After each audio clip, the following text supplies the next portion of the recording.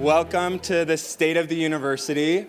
My name is Taylor Bell. I am the student body president here at Utah Valley University. Thank you. Thank you. I am honored and very excited for the opportunity I have to introduce our wonderful president, Dr. Astrid Tuminez. So let's hear it for her.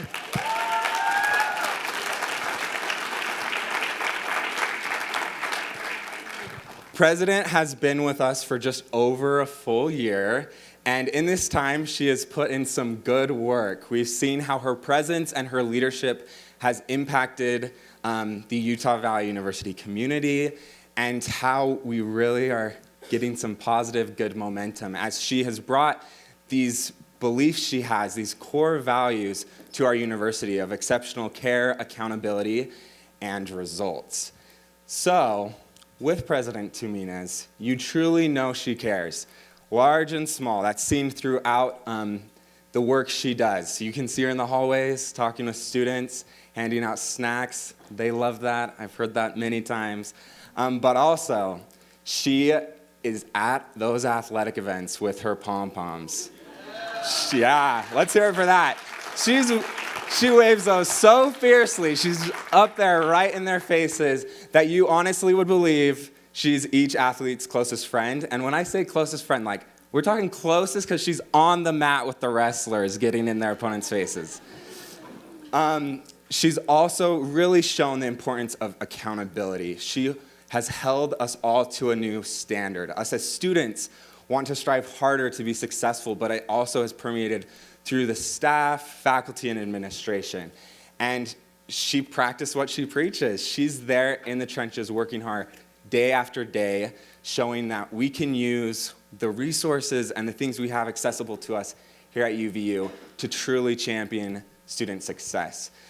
She also has been an exceptional example of this saying, "Come as you are." Students at Utah Valley University are diverse in thought and background, but they all come together and feel this sense of unity based on this idea that everyone is welcome here. And you can truly, truly feel that. And I think that comes from the fact that President was willing to leave her great role as a corporate member with Microsoft, come to Utah Valley, and do the hard thing of learning how to drive. So, I mean, that's dedication. So yeah, if you want to clap for that, I totally support those claps. Truly, we are so lucky as a university community to be led by our president, Dr. Tuminez, and have this opportunity to really better the student experience, accomplish student success, achieve goals of retention and graduation that have been set based on these exceptional values of care, accountability, and results. It's been an honor to introduce our dear president, and we just want to say thank you from the student body, but also everyone in the UVU community for all the work you've done this past year.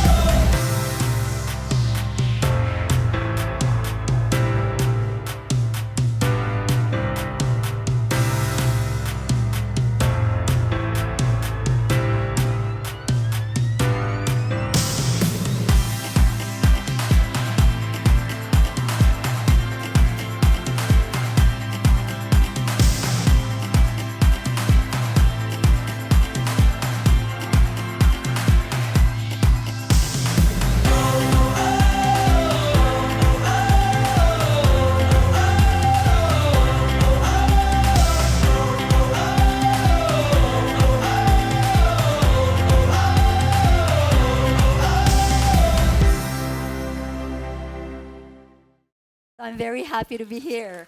Thank you.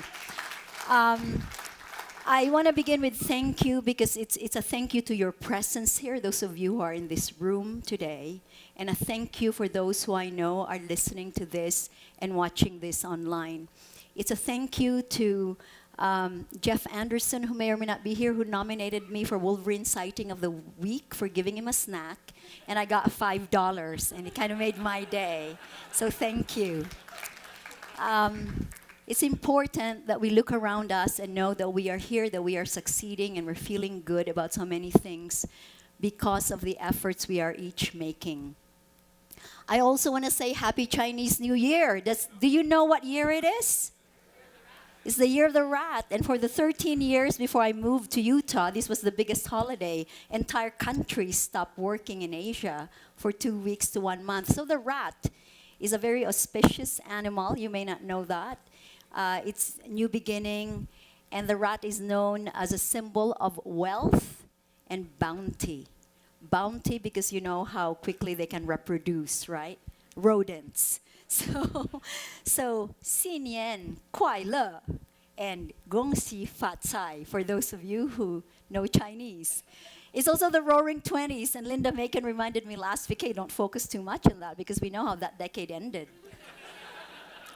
But we are going to try to have the spirit of the Roaring 20s in a different way, that we're going to start strong and end this decade strong.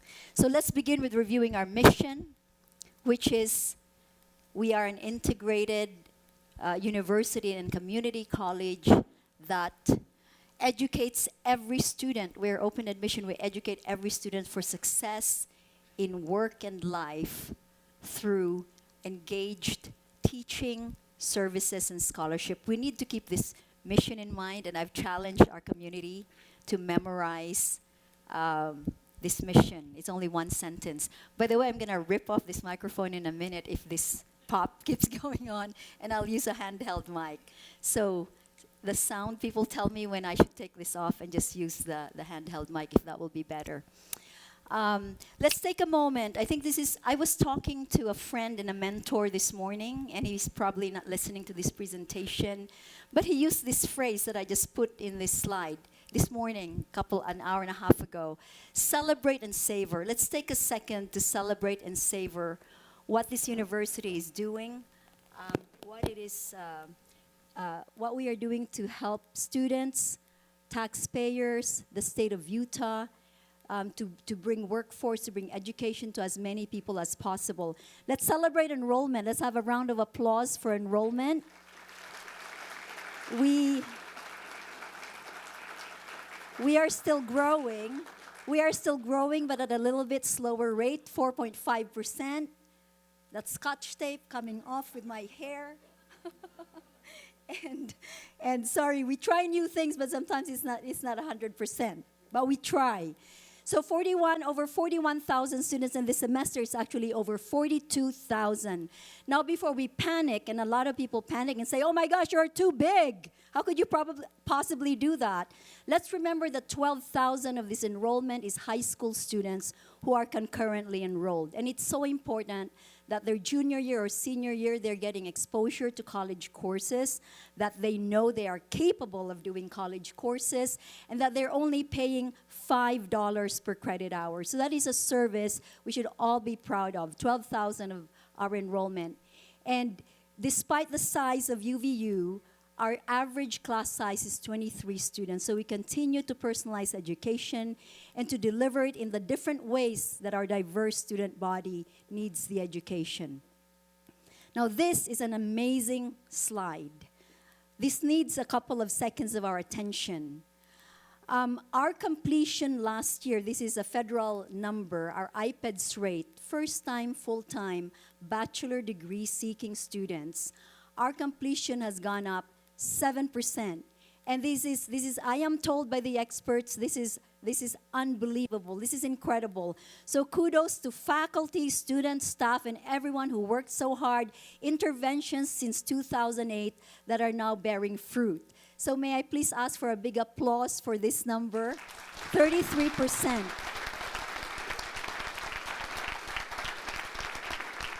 And UVU, for those who may not know, we belong to kind of a special class of institutions within USHI, within the Utah system of higher education.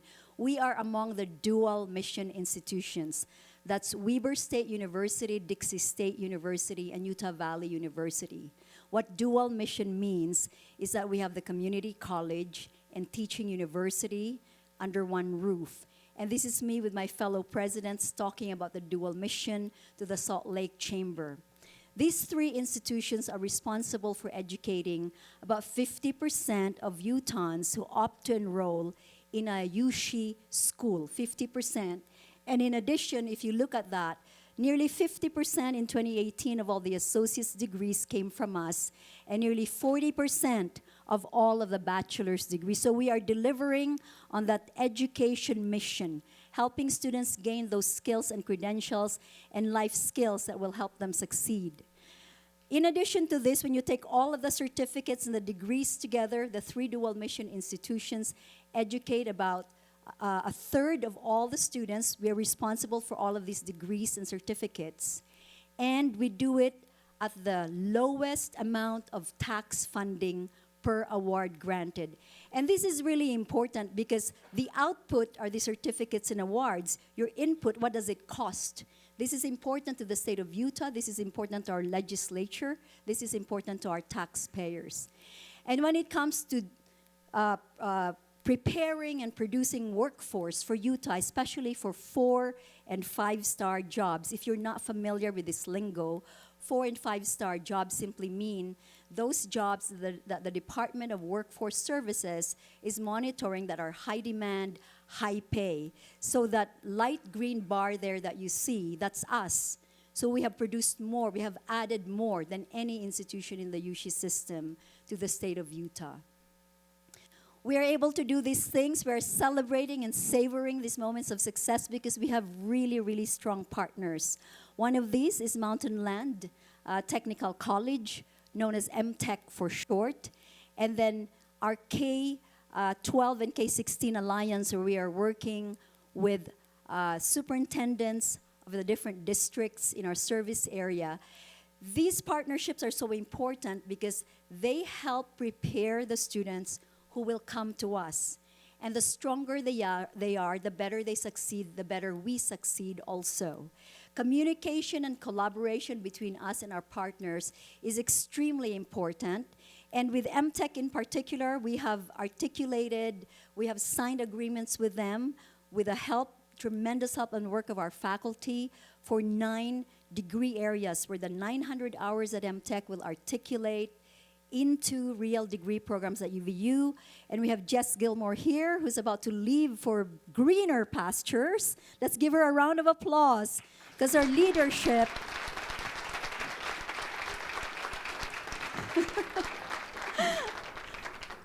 we know you're gonna miss us, Jess Gilmore. So our partnerships are really important. We succeed because we have strong partners. Now let's spend a few moments celebrating and savoring some recent successes from faculty. I'll announce this and I'll ask a couple of people to stand.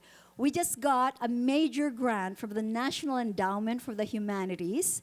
It's about $375,000 for our Center for Constitutional Studies for a project that involves the digital modeling of Western state constitutions. This is an extension of work that we are already doing with Oxford University. It's called the Quill Project.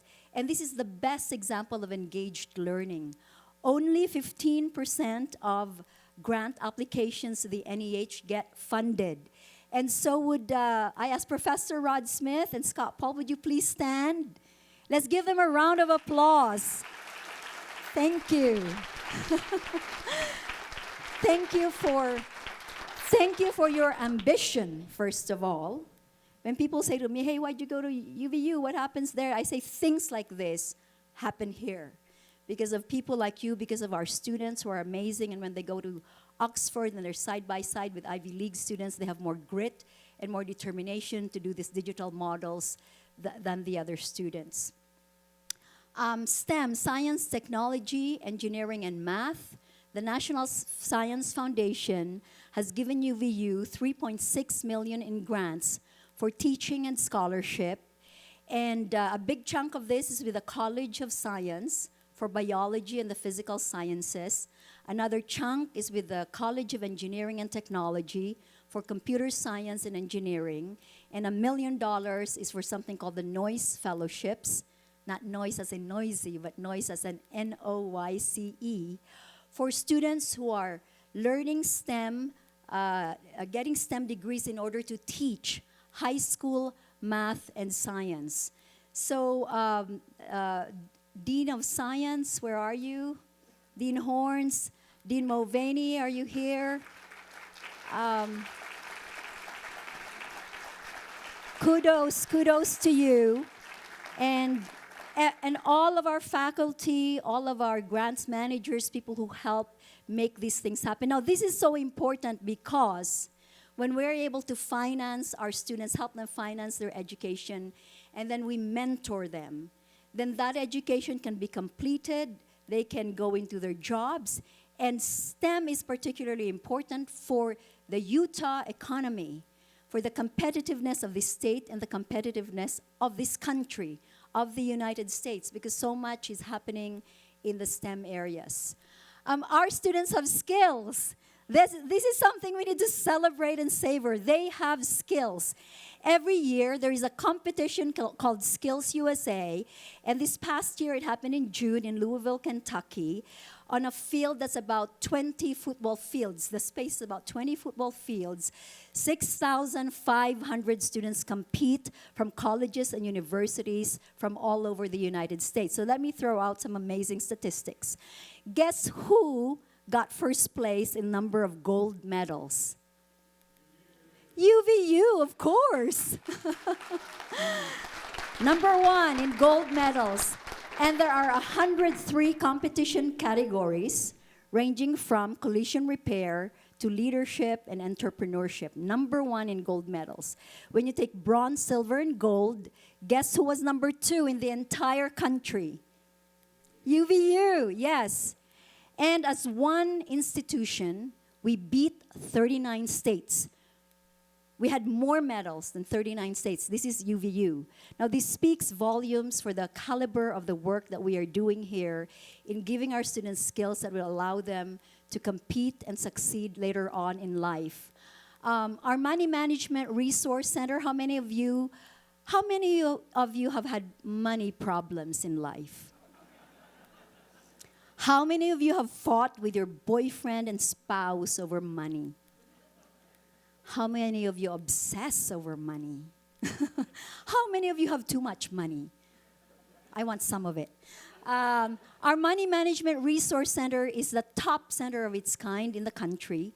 Last year, over 2,000 students, faculty, staff, and members of the community came to this center to help get advice on taxes, budgeting, financial planning, financial management. 98% of our students who use the services of the center persist into the next semester. This is a service that is unbelievable. And a week ago, I was attending the advisory board meeting of Zions Bank, and totally unsolicited, they gave a call out to our students from the center whom they'd hired, because these are some of the best and most successful employees that they have. Now, you see a very big check in this picture. Before I forget, our partner UCCU has been supporting the center, but they just upped their support to a whole new level. The check says $390,000, but when we got on stage, Brett Austel, the CEO, said, why don't we just round that off to $400,000? And I said, Brett, that's the easiest $10,000 I made in my life. It's not. So thank you to our business school. Thank you to our students and the faculty mentoring and supporting the Money Management Resource Council. Dean Pullen, I know you're here. Our arts are flourishing. Round of applause. We've recently had Broadway stars Bernadette Peters and Audra McDonald. And last week I saw the student production La Traviata. And I'm not going to break out into singing of Di Quel Amor, but it was unbelievable. And this week we have Ballet West, Giselle. So this is a very important part of our university life and community life, that we have the arts and that we are succeeding. And I want to say, Bernadette Peters, if you could be 71 and look like that and sing like that and move like that, come on. So inspiring. We also continue to make good food and learn how to do good food at this university. Our chef, Todd Leonard, and a student and an alumna worked with him, and they won second place in a competition of, I want to get this right, the Global Association of Chefs Societies. It's a little bit of a mouthful. And so they got second place. So even more important, the other picture there is of our student, Utana Warren, who currently is the best young chef in the Americas, North and South America. And no one in the Beehive State has gone this far in the competition as Utana. And I think because her name is Utana also. And so Utana this summer is going to compete in St. Petersburg, Russia. She will represent North and South America. There will be 5 chefs representing a continent, each of them. And Utana, please stand.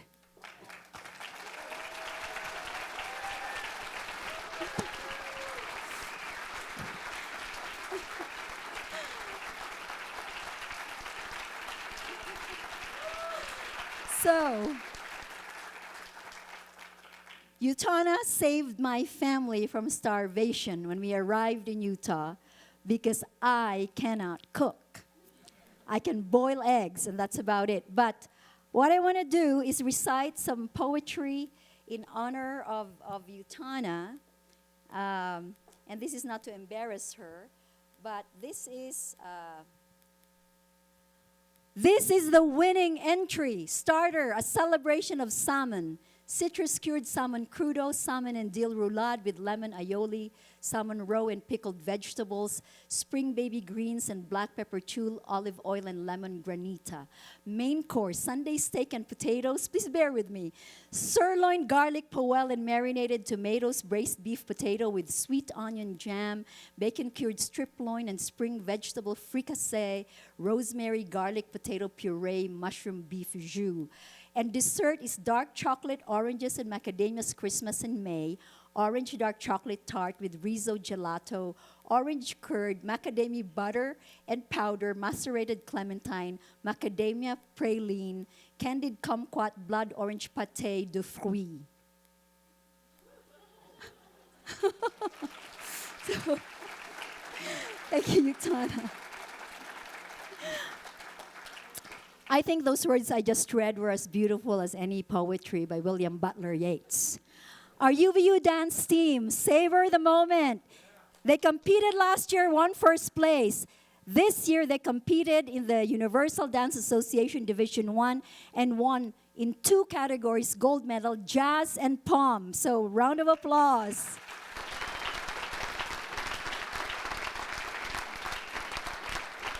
And when you see them perform, you think it looks easy.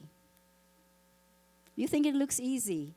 But this is thousands of hours of practice. And our young wrestler here, Taylor Lamont, won 3rd place in National Greco-Roman and has now qualified to compete for the U.S. Olympic team. So he's going to compete for that. We have a lot to celebrate in student athletics, and I will not read these numbers to you. You could see those numbers on the slide. But even more important than this slide is this slide. Sometimes you will hear people say, hey, you are an academic institution, why do you do athletics? And I never thought I'd be an athletics president, but I became one after seeing the students compete. Look at their completion rate. 88% completion rate when these young men and women have to practice hours and hours every day, dribbling the ball, shooting, whatever it is they're doing, they have to practice so hard and then do their homework. And look at the cumulative GPA of 3.34. Not many universities with athletics programs in these countries can boast of that kind of GPA, and 33 have a 4.0. So I want to remind us that in a way I derive inspiration from the student athletes in a very real sense, because there's an immediacy to their struggle in court. There's an immediacy to it, underpinned by hundreds of hours of practice and teamwork and listening to the coach and getting up when you don't feel like it and obeying your coach when you really don't think they're the wisest or smartest. So day in, day out. So this is why I think these statistics, and by the way, they bring us money. They bring us money because in the NCAA, when you hit certain milestones for academic accomplishment, there is a distribution of cash back to your university. So I'm proud of our coaches and of all of our student athletes. Let's savor the construction, as ugly as it is. Celebrate and savor construction. We broke ground on our new business building, the Scott C. Keller Business Building. We have also, you've seen the construction on the highway. Our students will have this beautiful bridge that will unite the two different sides of campus. And my heart no longer has to palpitate every time I see a student crossing this terrible, terrible thing called University Parkway and I-15. And this will have a heated floor, so when you're cold on a winter day and you're crossing the bridge, you could sit on the floor and heat yourself. That will be me. There will also be more construction this summer of our Sorensen Student Center. We are extending the cafeteria area 30 feet out. So there will be more room for socializing, collaborating, and eating in this beautiful space. Fundraising has been a big success for us in the past year and a half. The numbers are here on the board. I want to thank institutional advancement. And we've done crazy things like putting the president out there to dance for $15,000. I'm going to do a John Travolta next year for $20,000. and Ashton Stitt, please stand. Ashton.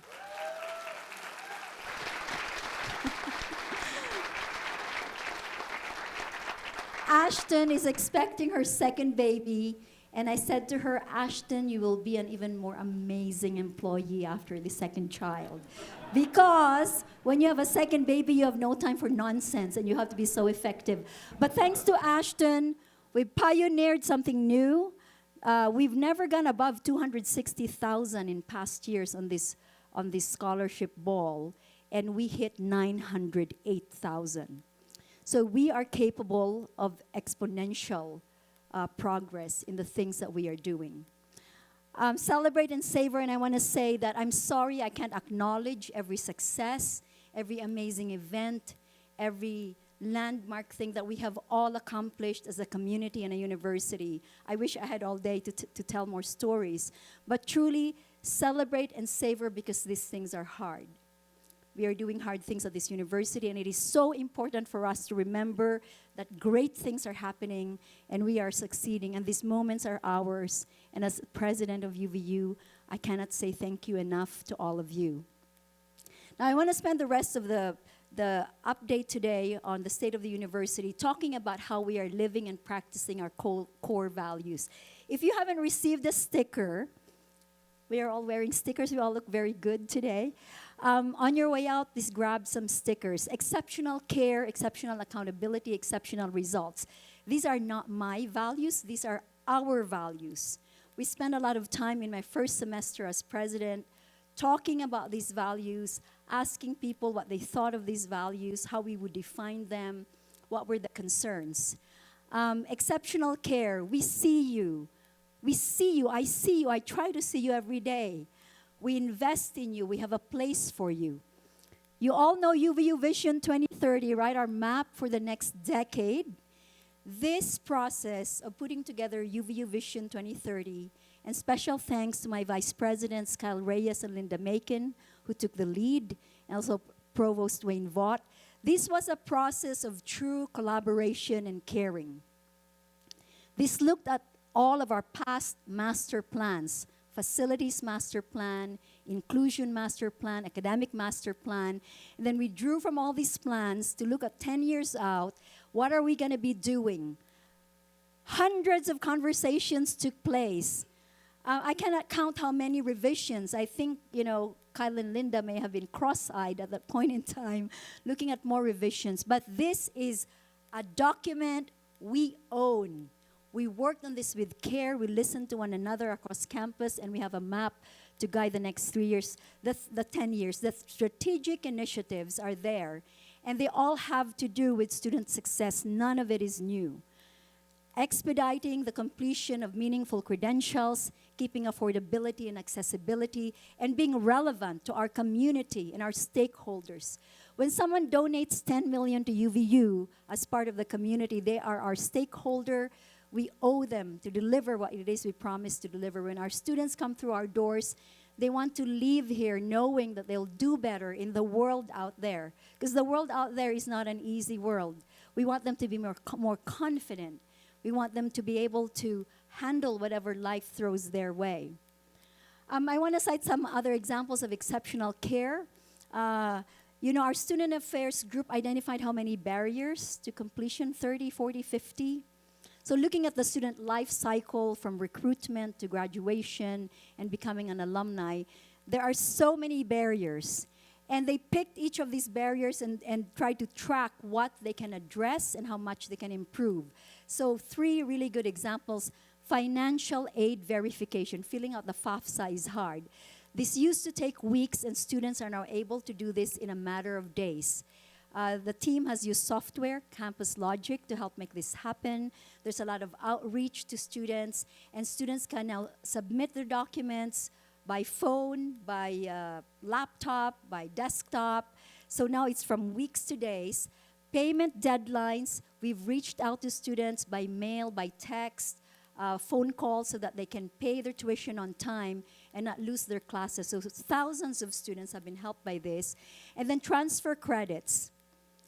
We say that, within a dual mission institution, it should be easier to transfer from associate to bachelor's, or transfer your credits from one university, another university, to us.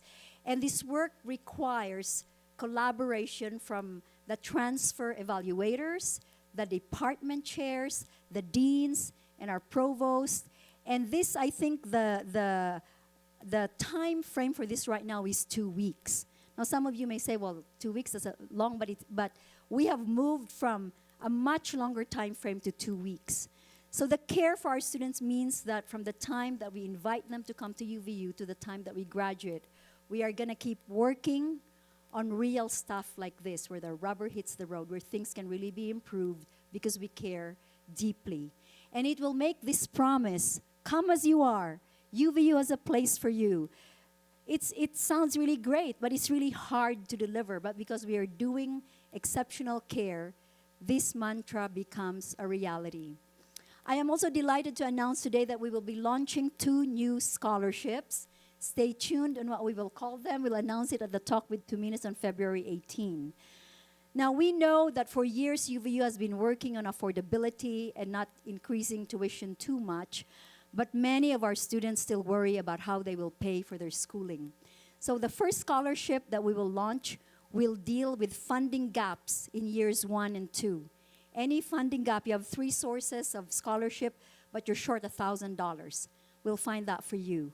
The second scholarship will look at 3rd and 4th years and keeping students on track to graduation and completion. Once they hit certain milestones, this second scholarship will kick in. So this is all about helping our students complete and ensuring that money, if another $1,000 is the problem, that we can help them with that. I also want to say a word about our CARE initiative, Coordinated Access to Resources and Education. This helps with housing insecurity, food insecurity, and mental health. And sometimes we think food is not a problem, but we know that from a survey we conducted here that there are students who go hungry. And we have a pantry. We also have a website where you could send students who need assistance. And at the beginning of fall semester, we had care stations around campus to inform students of this initiative. I'm a mother of 3, and I was determined, all my jobs were hard. All my jobs were hard and demanding. I was determined to nurse each of my children for 6 months minimum. And I have pumped milk in every damned airport in the world. So, for those of you who are staff and students who have babies, you'll know what a thing of beauty this is, our Mamava lactation pods. And I think this is, I did not originate this idea. I have to thank Student Affairs that they get the credit for this kind of care and this kind of thoughtfulness. We invest in you. We invest in one another. When you look at what we do for rising leaders here, we have the UV Self program where faculty and staff can be part of a year-long training and mentoring program. We do presidential scholarships for presidential internships for our students where they are paid, they get mentored, and they go on a big trip every year to enhance their skills and exposure to the world. We do summer university for staff. We do people management training. So when we say, let's drive honest conversations across this campus, we don't throw you into that without giving you any training. So we are investing in one another. We are investing in our people because I truly believe that things do not happen because of magic or because of dictate from the top. Things happen because people are happy and motivated and they believe in the mission that they are trying to accomplish. Exceptional accountability. We work ethically, effectively, and we take responsibility. We have a map now for the next 10 years, and the map doesn't end, and now we can just look at this document. It's a beautiful document and say we're done. The hard work now begins, and I want to thank Provost Vaught and Vice President Reyes for their work now with all of you in identifying what really needs to happen when and who owns what. Ownership is so important. Who owns what? This partly explains why I like wrestling, because it's one-to-one, and kind of that wrestler owns whatever he's going to do to not get killed. and this is important. This is exceptional accountability. Our PBA process, planning, budget, and assessment, this also has a strong element of accountability to it. If you look at attendance, we could do more. But this year we began with assessment.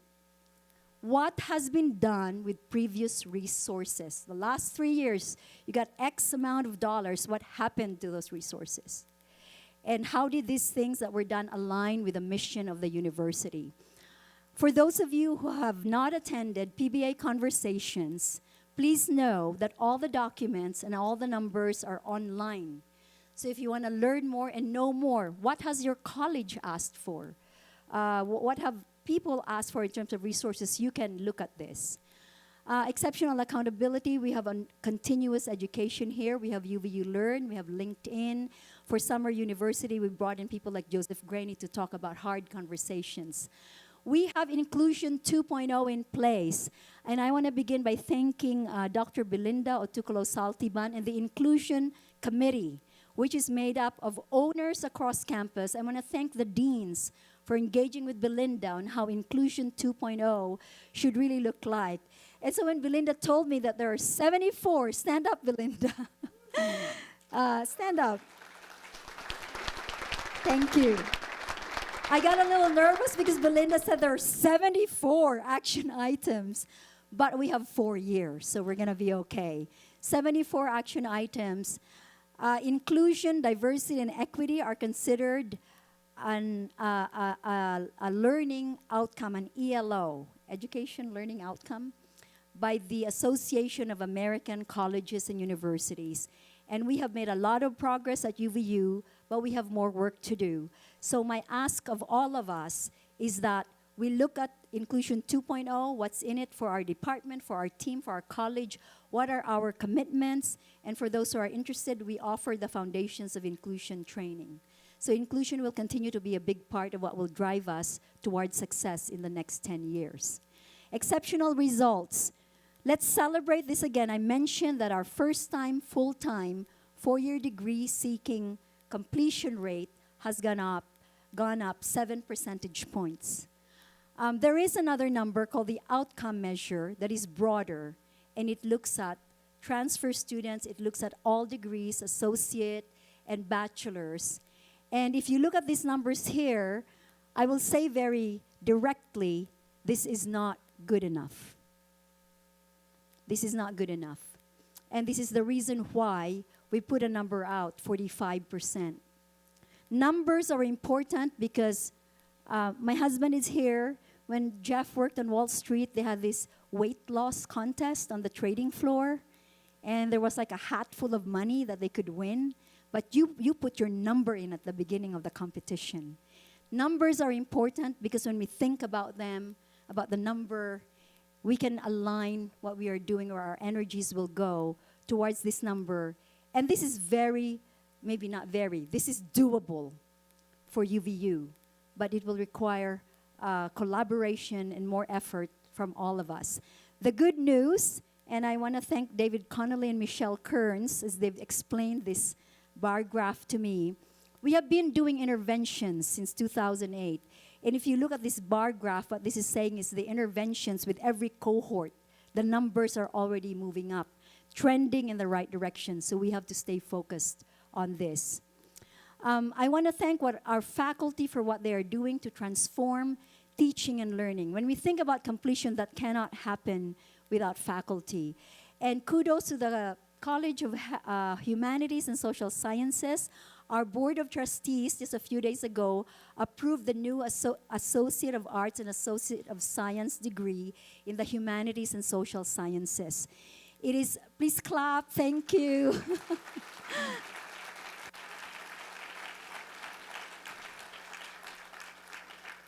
It may not be so obvious to everyone, but it is degrees like this where we are telling students, you have a milestone, and at year 2 you get a degree, and this requires a lot of faculty focus and decision making and work. So I want to commend our faculty. We have interventions that are now in place. If you look at each of these items, and we will not discuss each of them, I will mention that the first year advising center is really critical. Scheduling is really critical. It sounds so mundane, but when a student cannot take the course that she needs to graduate and has to wait another year, that does slow down completion.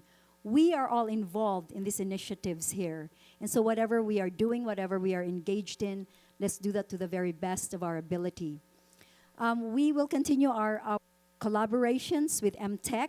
We have already signed 9 articulation agreements with MTech. We are working on 9 more, including marketing, small business and entrepreneurship, our EART major, and a few others. Surgical technology, I think, is another one. So this means that the students from high school taking 900 hours at MTech, we don't just give them meaningless credits here. We give them credits that are valid for a degree, for a real degree. We have a partnership with Snow College. It's not yet completed, but we are working on collaboration to have their students articulate into UVU as well for elementary education, for nursing, for IT, and technology management. And with Utah State University, we're working on something very exciting called the Utah Intelligence and Security Consortium, UISC. 6 to 8% of the workforce in Utah works in defense, intelligence, and security. So together with Utah State University, we will provide focused training for students, practical experiences such as in open intelligence collection, an annual conference that will be best in class, and other opportunities to hear from speakers and other experts in the field. Digital transformation is something that we are already doing with the use of Civitas and Canvas and chatbots, and we will power this up with the hiring of a vice president for digital transformation. And already when we see data like this will help us do our work better, and this is using technology as a tool. I remember when I first came here, and people are nervous and maybe still are nervous about digital transformation, but I want to underline that technology is a tool like any other. We look at our problems and we look at how we can deploy the tool to help us and to make our lives easier, whether we are students or staff or faculty. And this is kind of a nice data point where we can already see in the fall this year, 25% of our students were taking hybrid courses. In spring, 37% of our students are taking hybrid enrollment. And if you look at their persistence, and if we say we have a 45% completion rate, we know that hybrid may be the sweet spot. 80% of our students work, so they'll take many classes face-to-face because they love that, but they need classes online. And I'm delighted that we have an online strategy where we are taking the top 25 upper division and the top 25 lower division courses, and we're going to aim to open more and more sections as those fill up. And we're also getting more faculty certified for online teaching. I want to make an important point here when it comes to digital transformation, is that this is not a technology question. This is a people question. If we have the mindset that can imagine new ways of doing things, a mindset that wants to learn, a mindset that is curious, that's the only way. It's not the money, it's not the computers and the software. It is the mindset that will help us succeed in digital transformation. And I am the guinea pig. Some of you know I worked for Microsoft for 6 years. And when I got thrown into Microsoft, my husband can attest to this, I was in tears. I didn't understand the words. I didn't understand why I didn't have a landline. Why are they making me wear a headset? And it was really, really hard. But after 6 months, Microsoft was the most professionally liberating experience of my life. My productivity went up about 300%. My ability to be a mother, because they did not care where I was as long as I got the work done. And so let's keep this growth mindset as we proceed with this journey of digital transformation.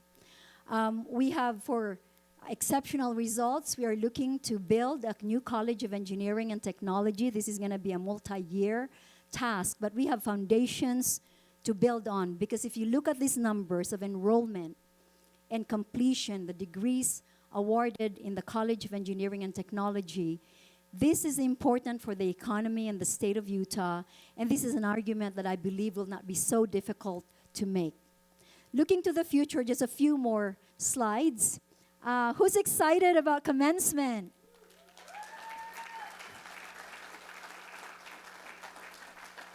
April 30, I hope you have that on your calendars, and we anticipate maybe another 6,000 or more students graduating.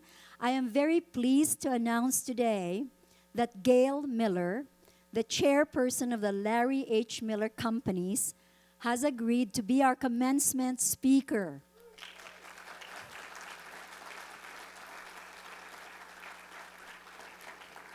And Gail may not know this yet, but she is a Wolverine at heart. I just finished reading her biography. It's called Courage to Be You. It is a quiet book. It is a simple book. It's an authentic book. She talks about how at one point in time she'd lost her entire identity. It was all about Larry, her bigger-than-life, extremely successful husband. And she didn't know who she was. And yet when Larry passed away, who takes over this amazing corporation and makes it bigger and more successful and vibrant is Gail Miller. She will also receive a doctorate in business from UVU. And on Gail's right side is Dan Campbell, former chair of the Board of Regents and chair of the Board of Regents that hired me. He's been a member of our UVU Foundation Board. He will receive an honorary doctorate in humane letters. Dan is one of those people who has spent so much time and his own resources helping Utah Valley University succeed. On the other side is Professor Dave Ulrich. He is the, I can't pronounce it, I think it's Likert Professor at the Business School, Ross School of Business at University of Michigan, and he's also the founder of the RBL Group. Dave is a scholar and a management consultant, again, someone who's been so devoted to UVU from President Holland's time to today.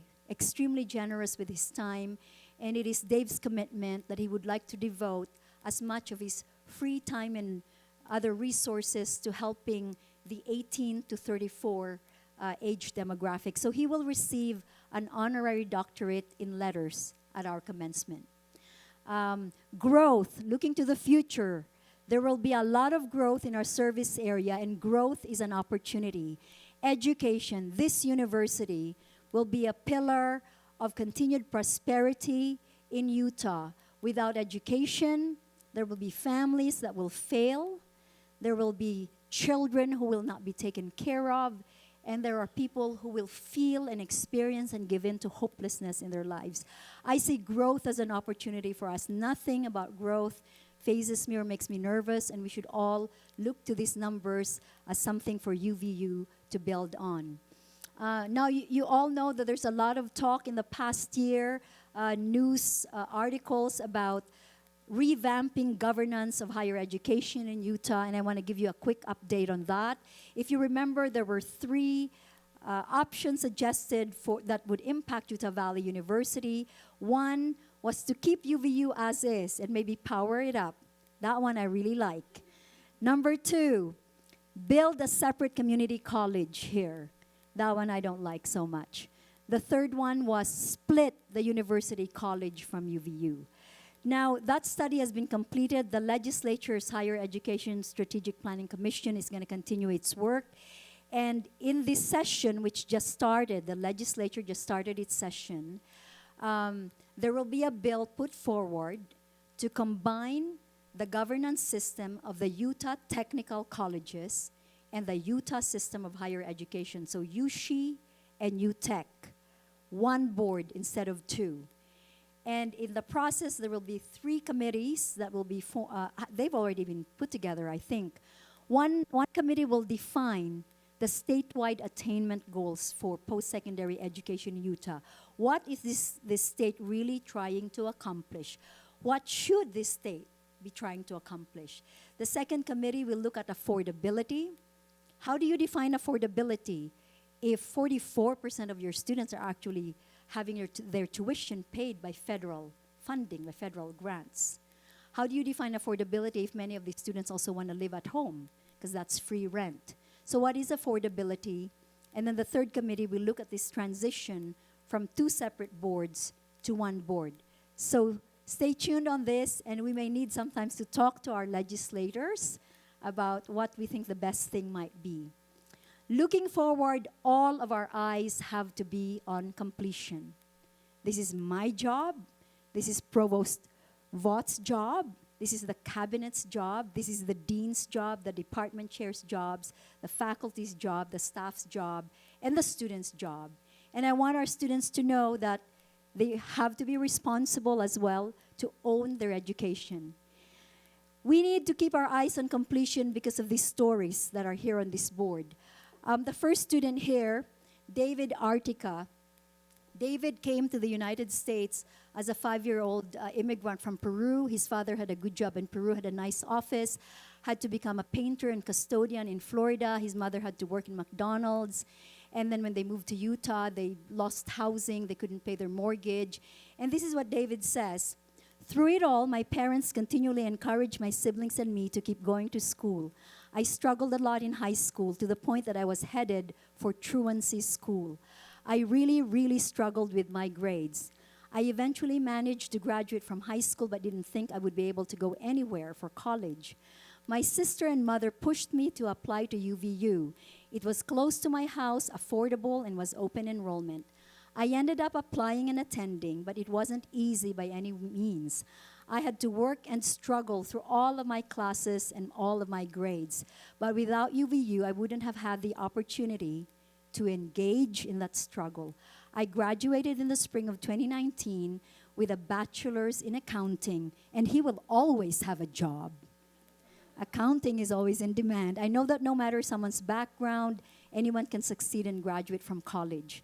The second picture here is Allison Herod. Alisa Herod. I haven't met Alisa, but her story is that she was a little bit of a rebel in high school. And at 25, she found herself pregnant and then asking what she's going to do with her life. She enrolled at UVU, and she said, during my first few classes, I had constant thoughts of, am I good enough to be here? Am I smart enough for college? Can I do this with a baby?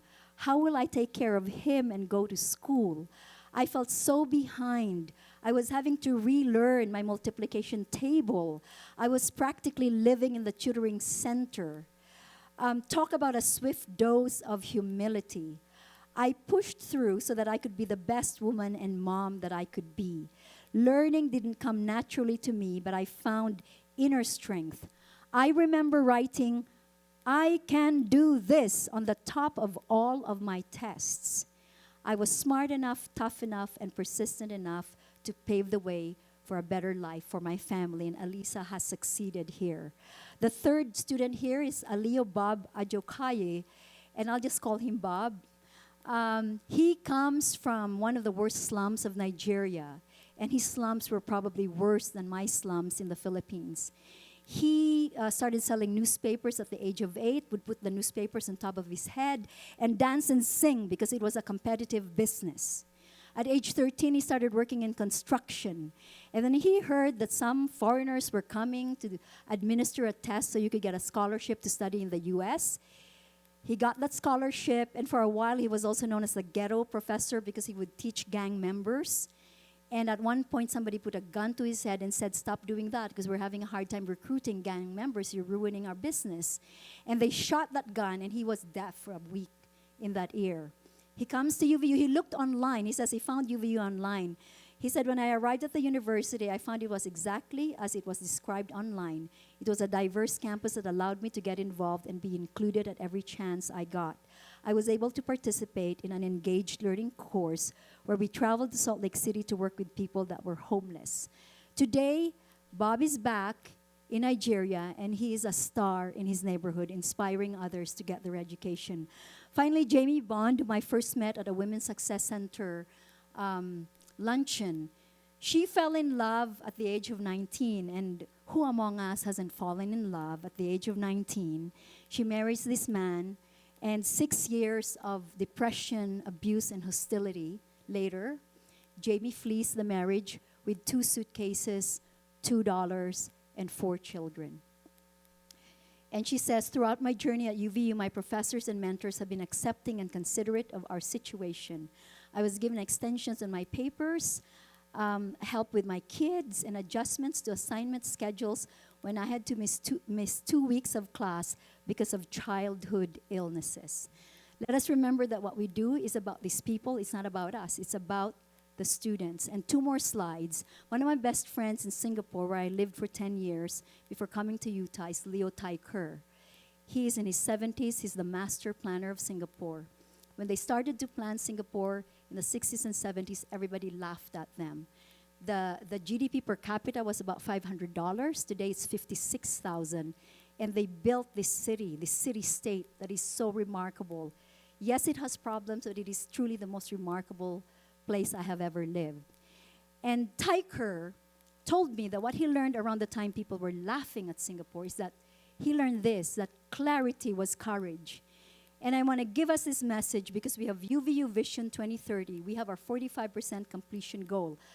Clarity is courage because we are clear on where we want to go and whom we are helping. We will have courage to do what we need to do. And we need to feel a sense of urgency. Last Saturday, I went with our basketball team to Phoenix, Arizona, and was in a stadium of thousands of people, rabid fans. It was so intimidating. They're the second best funded team in the country. And the question occurred to me, what do we do when we have to do work that is difficult? What do we do when we don't have as much money as other people? What do we do when people say, "Hey, UVU, you're not even worthy to do this or that"? Or UVU, you're only there because, you're a reject of something else. I kind of take these messages and I just smile because I know something and you know something other people don't. And that something is this. Come on. Let's this is this. That we are Wolverines, that we are hungry, that we are gritty, that we care exceptionally, that we are exceptionally accountable, that we are ambitious and we want to deliver exceptional results for ourselves because our students are worth it. So, Wolverines, let's go, let's do, let's be great, And thank you so much for all that you're doing. I'm proud to be your president. Thank you.